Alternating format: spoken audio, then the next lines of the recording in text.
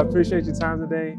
If you wouldn't mind starting out, just introducing yourself and your business. What we got going on? All right. Well, my name is Rhonda Marcotte. I'm a Cincinnati native. And because I'm a Cincinnati native, I'm compelled to tell you that I went to Walnut Hills High School. Okay, go on that. I have a Bachelor of Fine Arts in Theater Design with a focus in costume design.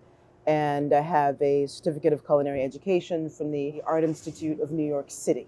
Mm-hmm. I've been a personal chef for, almost 19 years. And last fall, I rebranded and changed my name, changed my logo, changed my colors, changed the whole thing.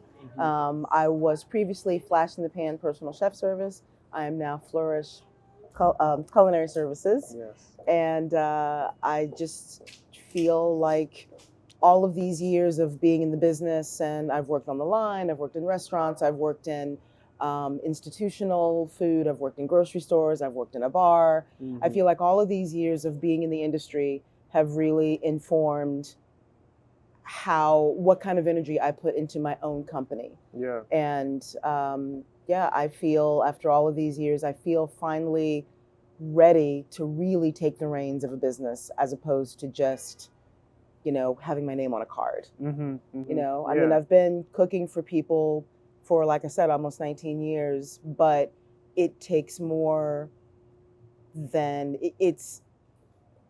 there's so much more to it than you think. And even if you think there's always someone around to show you what you don't know. And I'm ready to take that on and accept what I don't know and work through it. And, Mm-hmm. Yeah, it's that the concept of the more you know, the more you realize you don't know. Yeah, exactly. So that's true wisdom right there. Yeah, seriously. But but I feel like I'm in a good place as a business owner. I feel like I am both an experienced business owner and a new one.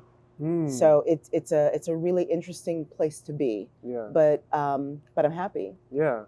So describe sort of what you do, what you offer as Flourish. So I primarily do meal delivery. So I'm a tenant in Findlay Kitchen. I've been there for about a year. And I prepare meals that are all customized to my clients. So I don't have a menu for them to choose from. They give me an idea of what they like, what they're allergic to, what they don't like, how many meals they like, et cetera. And I create meals based on that information. So everyone's meals are completely personalized. I prepare them at the kitchen and then I deliver them. That is my primary offering. I do also teach cooking classes. I've been a teacher with the cancer support community for about 15 years. I am a monthly chef at the Center for Integrative Oncology at St. Elizabeth in Edgewood. And I also do small event catering. And I say small event because I don't do the big weddings and the things like that. I like doing the birthday party, the anniversary party, the girls' night, So I really, really enjoy doing small event catering, both in-home and some corporate caterings. But my brand is all about nourishing and community and comfort and not necessarily comfort in the way of meatloaf and mashed potatoes, although if you want that, right, I can do it. Yeah. I do a pretty mean meatloaf, but it is all about people need to feel connected. And I feel like food is a really good conduit for that. I want people to feel like somebody's got their back. Yeah. And whether that means they need food for the week and they just need somebody to be there for them, or they just need to feel comforted. Because a really big portion of my brand, I mentioned the cancer support community and St. Elizabeth, I have begun to really put more intention behind cooking for people with cancer. I lost my mom to cancer 42 years ago, actually today. Wow. And that kind of loss at a young age changes you in ways you don't realize until you get older. And I feel like this is a way for me to give back. And it's a way for me to take away some of that fear, because getting a cancer diagnosis is terrifying. Yeah. And there's so many things you have to think about. What's my family going to say? What's my job going to say? Can I keep working? And depending on what kind of cancer you have, how long do I have? Right. Is it terminal? The questions just go. And when you think about, by the time you get around to food, it's just like, I can't. Yeah. I can't. Can't even get there. And I just want to be on the care team. I want to be right there with your oncologist and your therapist and your massage therapist. And, food's important, nutrition's important. It fits right in with all of those other aspects of the health and everything. Yeah. So I just, I'm a big touchy-feely person. And I want people to feel cared for. Yeah. And whether that means that they are vegan and they are looking over their macros and looking over their micros, or they just want a big old pan of mac and cheese. Yeah. Whatever that looks like, I want to be there to provide it. So what is it like then to, tell me what that feels like for you to be able to offer something as valuable as food to care for someone?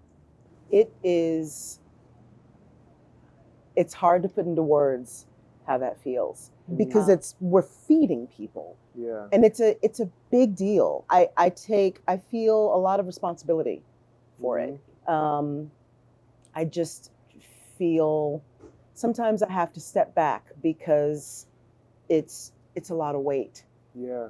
And but I just I just keep doing it and keep talking to people, and when people express their joy or they express their thanks or all of the various emotions that I've had expressed to me that are positive, I sometimes have to just kind of sit with it. It means a lot to me. Yeah. It's very, very important to me to, I'm a caretaker at heart, and sometimes we back ourselves into a corner with that mantle. Yeah. And sometimes I have to take it off, set it down, look inward.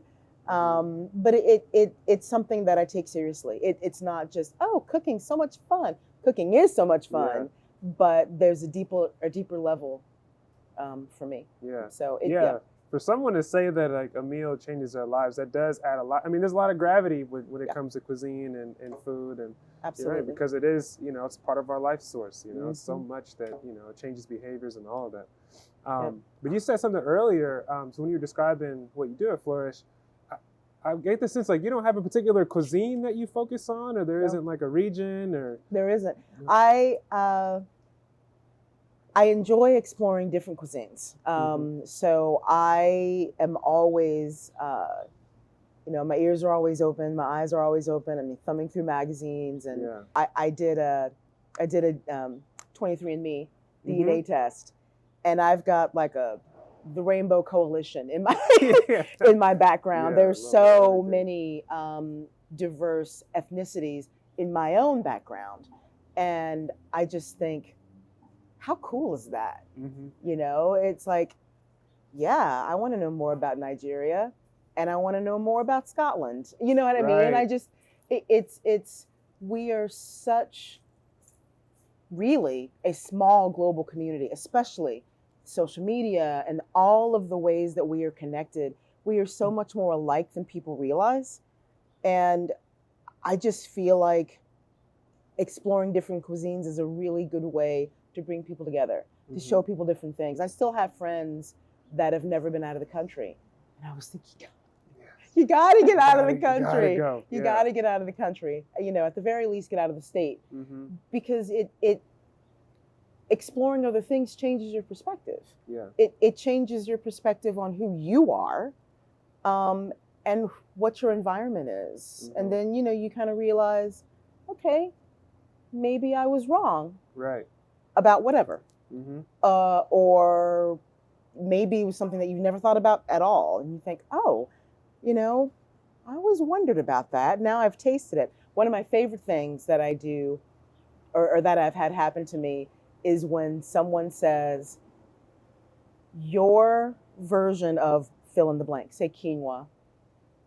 I've always hated quinoa. I've never eaten quinoa until I've eaten yours, and I love it. And I'm like, I can't tell you how many times people have said to me, I've always hated that, until I tried yours. Okay. So what are you doing to this food? I don't like, come know. on, like this is I unreal. mean, well, see, here's my answer to that. Whenever someone says that, or someone says, "Oh no, I don't like that," and I usually ask, "Well, how have you had it prepared?" Because that's usually the thing.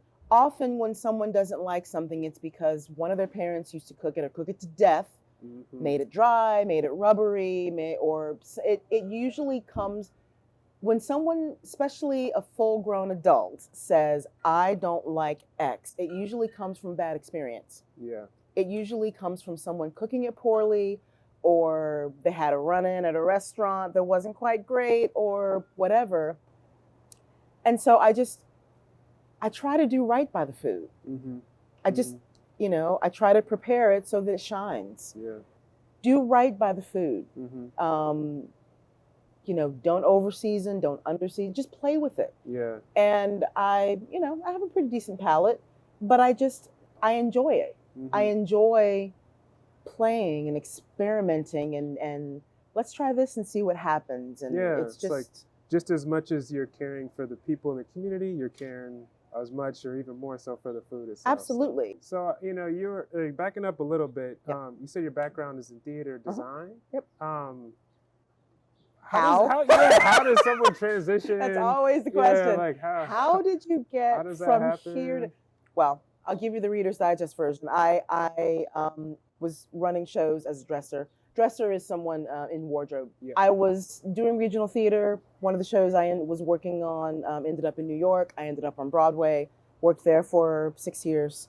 And while I was there, I just decided that I had gone as far as I was going to go in theater. I mean, for live theater, if you're not on Broadway, I mean, what else is there? Right. As far as levels. So I thought, okay, I've conquered this. It's like and I still enjoyed it. It was still, I had great friends. I still communicate with my theater family, but I needed something else. I needed something that was a little bit more creative. I was in a creative field, but not a creative job in the field. Gotcha. So I needed something to stimulate my own creativity. Yep. And, I needed something that would give me a little bit more fulfillment and acknowledgement. Right. And I had to come to terms with the fact that I needed to be acknowledged for the job that I was doing. Everybody within that theater knows that everybody in black backstage, we're the ones that make it go. Yeah. But our names aren't above the title. Right. Our names are in the back of the program, if they're in there at all. If someone gets to that point, yeah. And I didn't realize how much of an effect that had on me until I just started to feel invisible. And I'm not really a person who does well feeling invisible. And so I think realizing certain things about yourself can help, is a really good start to figuring out where you're trying to go. To answer your question, I decided to go back to school. And I thought about the things that brought me the most joy and that I thought I could really do something with. And I thought about going into music theory or music history, both of which fascinate me endlessly, creative writing or food. Yeah. Okay. And I thought, well, I'm in New York. So, I'm surrounded by amazing food, and incredible food culture and a whole lot of culinary schools. So I picked one and I went. That's awesome. Yeah. So how have you even brought any of your theater design background into your cooking, your business practices? I feel like the food industry is just a branch of theater. Okay. I always feel that way when people say, "How did you get from theater to food?" And I say, it's all theater. What do we call the staff at restaurants? Front of house and back of house. Yeah. It's all the same. On some level, we are all performing, especially in restaurants, because people come to restaurants and they expect a certain level of performance. You're a server, you're performing for that customer. You're a hostess or a host, Absolutely. You have an open kitchen, you better believe you're performing for the customer. And it's just a variation on a theme. Yeah. You know, the symmetry is there. It seems like they're different things, but they're not really. Yeah. There is that same level of intimacy that is involved in what I do, and you've got to give thought to it. If you don't put thought and heart to it, it's not going to work. Exactly. One of the last things I want to ask, kind of fun one, is there like so let's say like your cuisine and your food is genreless. Okay. So, but is there like a cuisine or if someone's like requesting a certain dish or something, are you like, oh, I really am excited to make this? I really love doing things where the flavor gets complex. So say like a beef stew or short ribs, something where you've got this cut of meat and you've got wine, and you've got garlic, and they're all very harsh and intense and all of these things. And suddenly you put them all together and you put them on low heat for like 5-6 hours and it comes out something completely different. It's like that all that harshness goes away, all of the in your face flavors go away, and they all just sort of do this. And then you take it out and things are falling off bones and so, I mean, there's magic in it. Yeah. And I really love that sort of thing. Although I can make a mean fried chicken. Yeah, right. Yeah. I can, I can tear up some fried chicken, but I really, I love the process. Yeah. I love the process of looking at how things change and morph and merge, and I love finding out what brings people joy, you know? The way that you described that, the stew process is so poetic. I think there's something to that too, about waiting and just kind of seeing how things transform over time by just like letting it be. It's great. Patience, absolutely. But the way that you speak about this got me so inspired. Like I want to go in the kitchen and make some food. Like, yes. I always tell people, I always tell my cooking class attendees, say, listen, I don't expect you all to go away and and suddenly, have, the heavens open up and angels singing about food. I just want to help you make food not be so much a chore. Yeah. We all have to eat. Let me give you some guidelines and some tips so that you can cook without it, destroying your day. Right. So, it's like, not everybody loves cooking as much as I do, but let me help you make it easier. Yeah. Well, I learned to love it a little bit more after this conversation. So thank you. I appreciate your time, Ms. Rhonda. This has been great. So thank you. Thank you very much. Thank you so much. Absolutely. Yeah, appreciate it.